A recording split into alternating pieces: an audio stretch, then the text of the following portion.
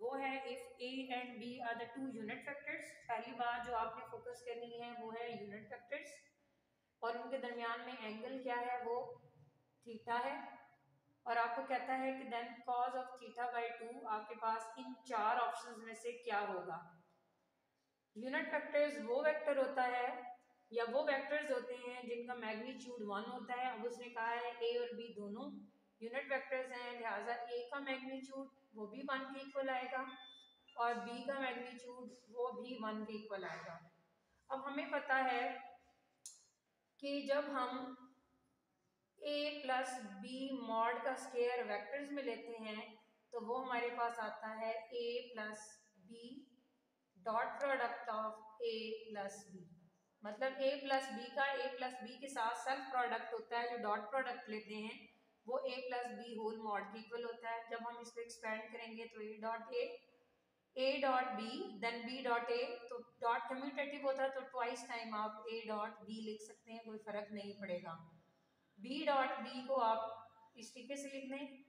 अब हमें ये पता है कि सेल्फ प्रोडक्ट जिस तरह a प्लस बी का होल मॉड का स्केयर हमने 2 दफा लिख लिया, तो a डॉट a को हम ये चीज लिख सकते हैं मैग्नीट्यूड का square twice time of dot product खोल लें a b cause of theta, और इसको भी आप लिख देंगे बी वेक्टर के मैग्नीट्यूड का स्केयर। अब हमें पता है वो यूनिट वेक्टर्स हैं तो इसकी वैल्यू 1 और इसकी वैल्यू 1, 1 प्लस 1 विल बी 2 और 2 यहाँ पर और 2 यहाँ से हम कॉमन ले लेंगे। 1 प्लस यहाँ पर इसका भी मैग्नीट्यूड 1 है, इसका भी मैग्नीट्यूड 1 है, तो 1 multiply by 1 will be 1, so you will left with cause of theta.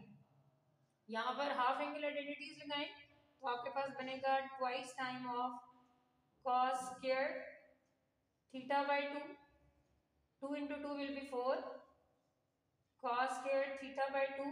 और जब आप क्या करेंगे, इस तरफ आपके पास a प्लस बी मॉड का स्क्वायर है, जब आप इसका स्क्वायर रूट लेंगे तो ऑब्वियसली यहाँ पर प्लस माइनस लगेगा, उस प्लस माइनस को हम एब्सोल्यूट वैल्यू में कन्वर्ट कर देंगे। 4 का स्क्वायर रूट आपके पास 2 आ गया और यहाँ पर आपके पास रह गया कॉज ऑफ थीटा बाई 2।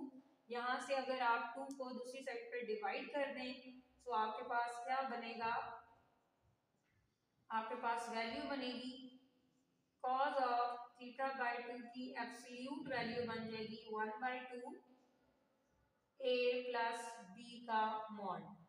तो अपनी ऑप्शंस में से देखें, ये आपके पास ऑप्शन है तो करेक्ट ऑप्शन इसकी ये है, लेकिन अगर वो आपको पेपर में यहाँ साइन दे दे तो ऑब्वियसली ये आपके पास जब आप यहाँ नेगेटिव लेंगे तो आपके पास साइन का फार्मूला ड्राइव होगा, मतलब जब साइन थीटा बाई 2 होगा तो उसकी वैल्यू ये आएगी। इसी तरीके से जब वो आपको tan थीटा कह देगा तो माइनस डिवाइडेड बाय प्लस है तो मतलब साइन ओवर कॉस, तो ये tan की वैल्यू बनेगी। मतलब अगर क्वेश्चन में आ रहा है tan थीटा बाई 2 तो फिर ये वाली ऑप्शन करेक्ट होगी।